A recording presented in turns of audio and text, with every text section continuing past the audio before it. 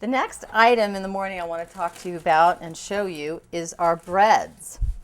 Read the labels on baked goods. You'll be surprised. Many of them do have saturated fats, and even a carrot cake or carrot muffins that you think you're getting something healthy because it has carrot. Check the labels for saturated fats, for hydrogenated oils, for partially hydrogenated oils, or the trans fats. So this is my favorite choice. It's a sprouted grain bread, Ezekiel sesame. And with sprouted breads, you're getting the most nutrient that's inside the grain because it's sprouted, so it's less processed.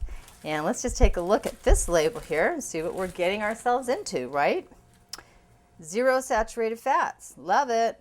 0 trans fat. 0 cholesterol. 80 milligrams of sodium, that's okay. And 3 grams of fiber, excellent. 4 grams of protein. So let's just take a look here. Let me show you what this sprouted bread looks like. Oh, my egg's cooking pretty nicely. You can cover this too. It'll help it cook faster. But you know, I like things, because I have a little 4-year-old, I like meals that are quick and easy because we're all busy. But I also want you to just spend the extra time in the market being a label detective and checking those labels out, and spend some time thinking about what you want to eat. Think and prepare before you're really starving, because when we're really starving, that's when we just pop anything in our mouth. So see, look, that looks like a very nice piece of bread for toast.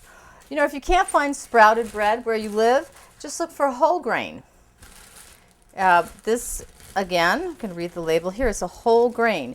The first ingredient is 100% whole wheat, not enriched flour or enriched bread, but whole wheat. And again, this is great. It's got 0 grams of saturated fat, 0 trans fat, 0 cholesterol. Sodium, for those of you who are checking your sodium, this is 125 milligrams of sodium, 4 grams of protein, 5 grams of fiber. Very good. We like this product. 16 grams of carbohydrates. So just be mindful when you're making your bread and you're making your toast. So there you have it. Here's a breakfast that I just demonstrated to you. If you take the time to think and read the labels, you're getting good food with no saturated fat.